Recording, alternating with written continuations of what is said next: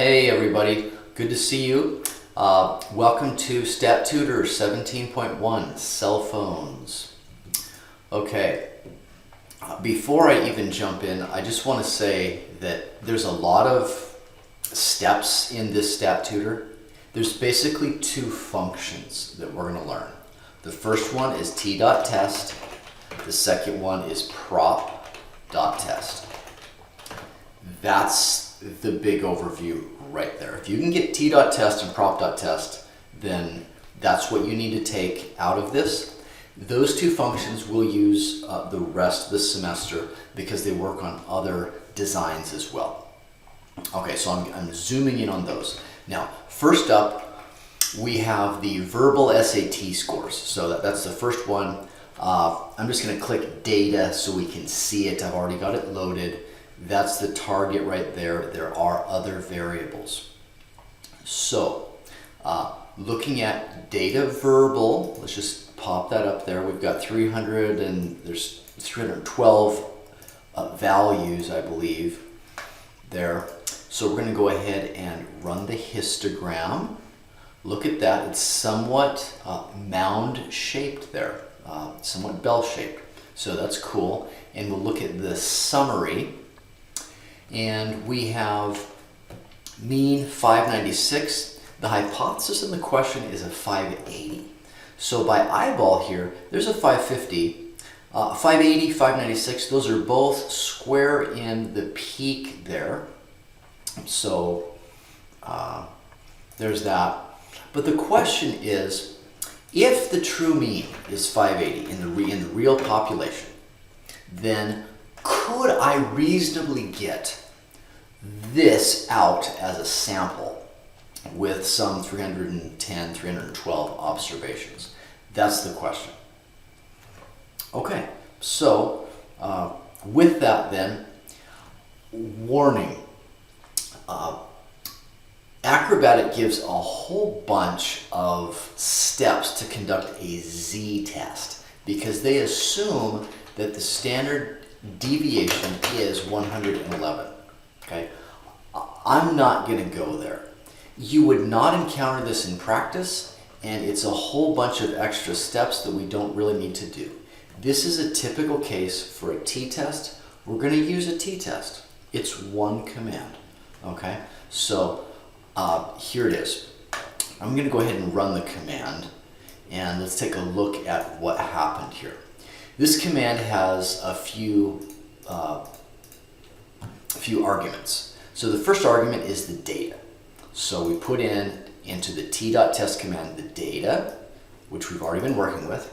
Then you put in the null hypothesis value. It calls that mu. That's 580. Then you put in, for your alternative, whether you are two-tailed test, we go two-sided. If it's greater than or less than, you just put greater or less here. And that will get the whole thing for you. I've run it. It gives me a p-value. And so we can say, aha, p-value, super small, way less than 0.05. Therefore, we reject the null hypothesis. We conclude the alternative. There is a difference, meaning these guys are not coming from out of a population with mean 580. They, on average, have a higher mean at their school. And that's got it. Okay. There's a part that says, let's do the confidence interval. To be frank with you, the confidence interval already pops out. So it's right there in the t.test. Confidence interval, 588 to 606. That's it. Now, you can put an argument in. So I'm going to run this line, 153, and you'll notice that it has the argument conf dot level. Okay, great. Let me try to emphasize that here. There. So conf dot level, if I wanted to do, let's say, a 99% interval, then that's going to be higher confidence, wider interval. If you're on your graph here, it's going to go farther to the left on both sides. Okay, this is a graph of individual values. Of course, would be on a graph of means, much narrower. Okay, wider interval there than the previous one, isn't it? The 586 to 606. There it is. Okay, that covers the first one. Done. Let's move into the proportions. Okay, proportions 2. Is the cell phone proportion equal to 0.8? So, national survey, 80% of people have a cell phone. Do these students meet that? Okay, the data is in the cell variable. Okay, you got a bunch of yeses and nos. No problem.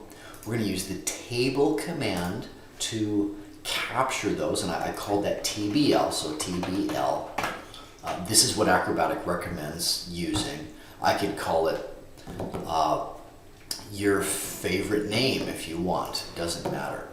TBL, so 67 no's, 243 yeses, that's awesome.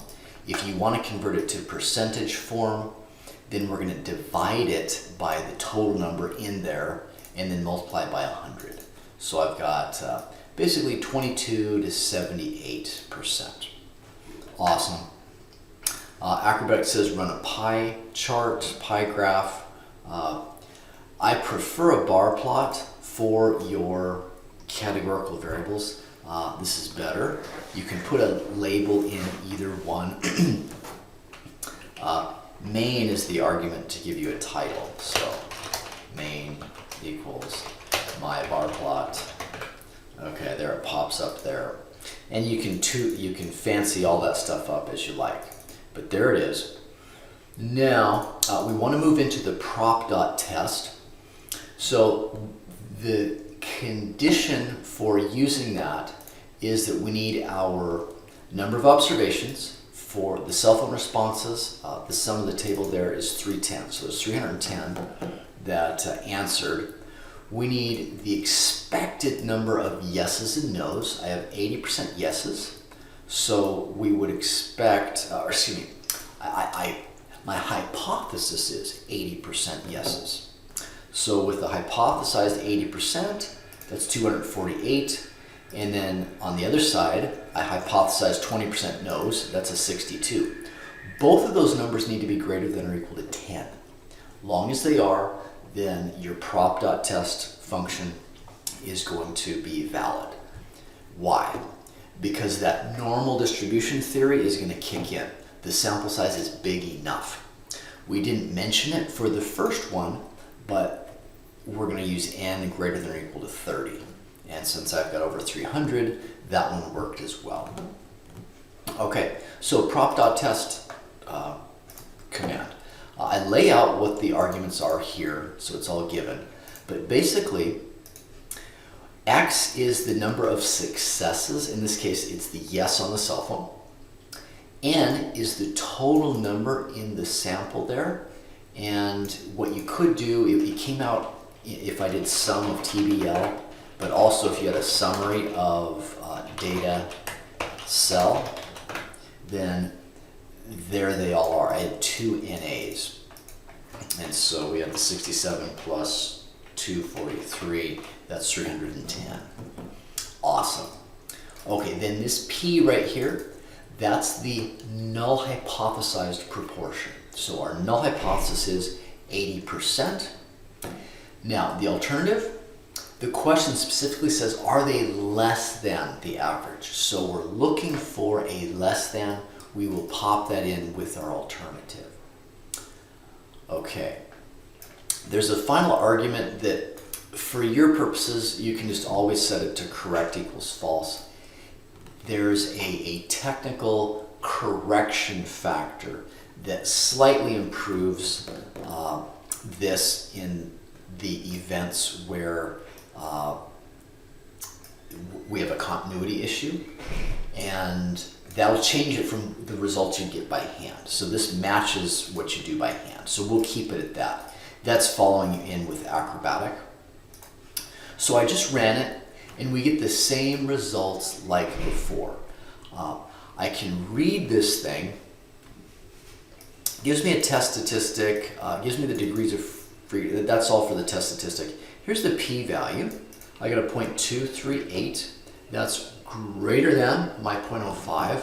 Therefore, I will not reject the null hypothesis, and we'll conclude there's no difference. So these guys could just as well come from a population of 0.8, even though the actual sample is 78%. And then it gives me a confidence interval as well. So you can just take that confidence interval right there.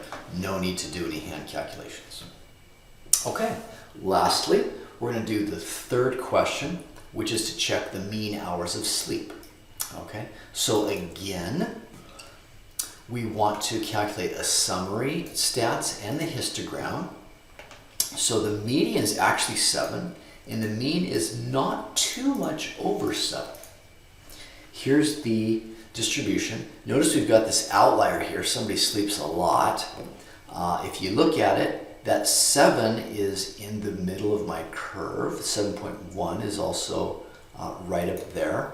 So they're near.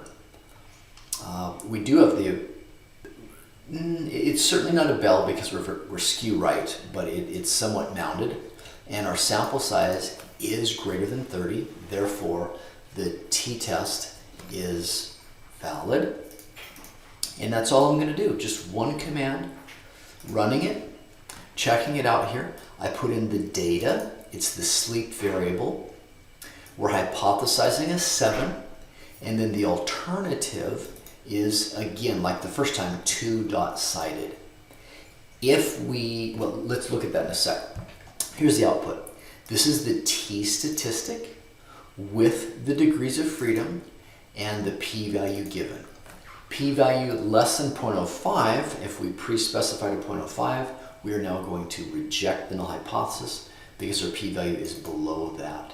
So we're concluding that these students don't sleep the average adult 7 hours. In fact, they sleep a little bit more than the average adult. And that, when we say these students, we don't mean this sample, we mean the population from which they're drawn, which is their school. Okay, so the students at that school on average sleep more than 7 hours per week. Okay, one little thing, if I want to switch it to greater than, let's just say, then we're going to watch the p-value change. Everything else is similar. The t-stat is the same, gets you to the same spot on the curve, but the p-value there, notice it got cut in half from the other p-value. That's because we're only checking one side of the curve. And so we have twice as much of a chance at getting a reject.